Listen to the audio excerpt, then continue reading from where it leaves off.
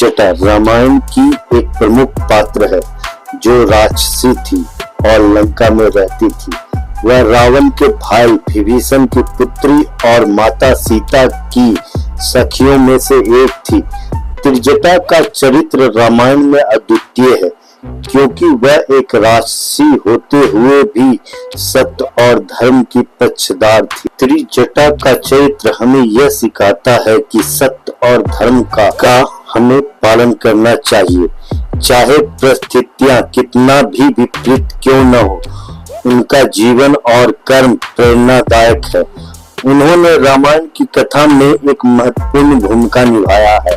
दोस्तों, इस वीडियो में त्रिजटा के पूर्व जन्म के बारे में बात करेंगे और किस ऋषि के श्राप के कारण एक अप्सरा को राक्षस कुल में जन्म लेना पड़ा।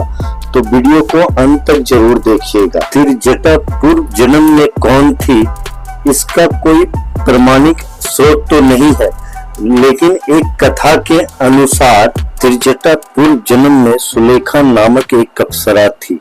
वह चित्रसेन नामक गंधर्व से प्यार करती थी। चित्रसेन और सुलेखा इंद्र के दरबार में हमेशा नृत्य करते थे। एक दिन सुलेखा और चित्रसेन जब इंद्र के दरबार में नृत्य कर रहे थे, सुलेखा रोने लगती है। उसे ऐसा आभास होता है कि वह जल्द ही चित्रसेन से बिछड़ने वाली है। तभी सभा में उपस्थित नारद जी सुलेखा के पास जाते हैं और नारद जी ने सुलेखा से कहा, तुम्हें रोने की कोई आवश्यकता नहीं है, क्योंकि भविष्य में जो तुम्हारे साथ होगा उससे तुम्हारा ही कल्याण होगा। तब सुलेखा ने नारद जी से पूछा, ऐसा क्या होने वाला? तब नारद जी सुलेखा से कहते हैं कि भविष्य की बात वर्तमान में करना उचित नहीं होता है।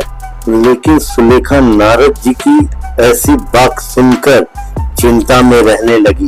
एक दिन चित्रसेन इंद्रदेव के पास आए और इंद्रदेव को प्रणाम करने के उपरांत इंद्रदेव के सामने अपनी इच्छा प्रकट करते हुए कहा कि मैं सुलेखा के साथ पृथ्वी लोक पे जाना चाहता हूँ।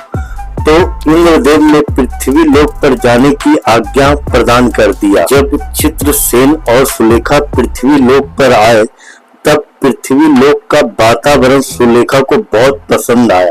सुलेखा एक जगह पर झरना को देखा तो उस झरने में स्नान करने की इच्छा होने लगी और सुलेखा और चित्रसेन झरने में जाकर स्नान करने लगे।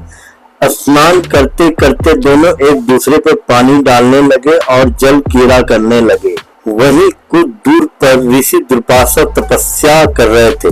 जब ये दोनों एक दूसरे पर पानी डाल रहे थे तो पानी की कुछ छींटे दुर्वासा ऋषि के ऊपर पड़ रहा था, जिसके कारण ऋषि दुर्वासा की तपस्या भंग हो जाती है और ऋषि दुर्वासा उन दोनों को समझाते हुए कहते हैं कि तुम दोनों यहाँ से कहीं और जाकर जल क्रीड़ा करो।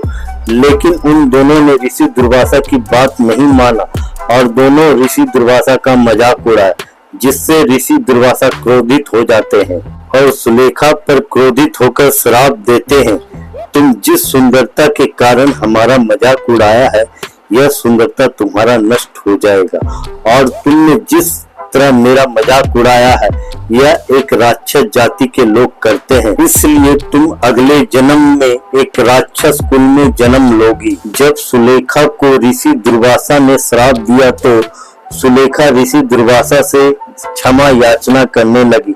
तब ऋषि वर कहते हैं, मेरा दिया हुआ श्राप मैं वापस नहीं ले सकता हूँ, लेकिन तुम जब राक्षस कुल में जन्म लोगी तब भगवान श्री हरि और माता लक्ष्मी के अवतार के दर्शन प्राप्त होंगे और तुम्हें माता लक्ष्मी के उस अवतार के सेवा करने का सौभाग्य प्राप्त होगा और उसके बाद तुम उस राक्षस शरीर से मुक्ति मिलेगी। और इस तरह अगले जन्म में सुलेखा ने राक्षस कुल में जन्म लिया और उसका नाम त्रिजटा रखा गया और माता लक्ष्मी के अवतार माता सीता का सेवा करने का सौभाग्य प्राप्त हुआ। हनुमान जी का विवाह त्रिजटा से हुआ था, इसका कोई प्रमाणिक स्रोत नहीं है। थाई रामायण के रामकियन में वर्णित कथा के अनुसार युद्ध समाप्त होने के बाद विभीषण जी ने हनुमान जी से अनुरोध किया कि वे उनकी पुत्री त्रिजटा से विवाह कर ले। हनुमान जी सहमत तो हो गए, लेकिन एक शर्त रखा कि वह केवल 1 माह तक ही साथ रहेंगे। विभीषण जी उस शर्त को स्वीकार कर लिया और हनुमान जी और त्रिजटा का विवाह हुआ और शर्त के अनुसार हनुमान जी 1 माह तक त्रिजटा के साथ रहे और उसके बाद अयोध्या चले गए। कहते हैं कि हनुमान जी से त्रिजटा को एक पुत्र प्राप्त हुआ था जिसका नाम असूरपद था। युद्ध के बाद त्रिजटा का क्या हुआ इसका कोई वर्णन नहीं मिलता, लेकिन रामायण के दूसरी भाषाओं के संस्करणों में त्रिजटा के बारे में वर्णन मिलता है कि युद्ध के बाद श्री राम और माता सीता ने त्रिजटा को बहुत मूल्यवान उपहार दिए थे और त्रिजटा लंका में विभीषण के राजा बनने के बाद विभीषण जी की सेवा में रही। बाल रामायण और आनंद रामायण के अनुसार त्रिजटा माता सीता के साथ पुष्पक विमान से अयोध्या भी गई थी। बाद में माता सीता जब लंका आई तो उन्होंने वहां विभीषण जी की पत्नी शर्मा से त्रिजटा का ख्याल उसी तरह रखने को कहा था जैसा कि त्रिजटा ने माता सीता का ख्याल अशोक वाटिका में रखा था। बनारस में बाबा विश्वनाथ मंदिर के करीब त्रिजटा का एक मंदिर है। यहाँ मान्यता है कि त्रिजटा लंका से जब माता सीता के साथ पुष्पक विमान से अयोध्या जा रही थी तो माता सीता ने उनसे कहा कि अयोध्या में त्रिजटा को राशि होने के कारण जाने की अनुमति नहीं है। इसके बाद माता सीता ने सुझाव दिया कि उसे वाराणसी चले जाना चाहिए जहां उसको मोक्ष मिल जाएगा। माता सीता ने वरदान दिया था कि कार्तिक पूर्णिमा के अगले दिन उन्हें देवी स्वरूप में पूजा जाएगा।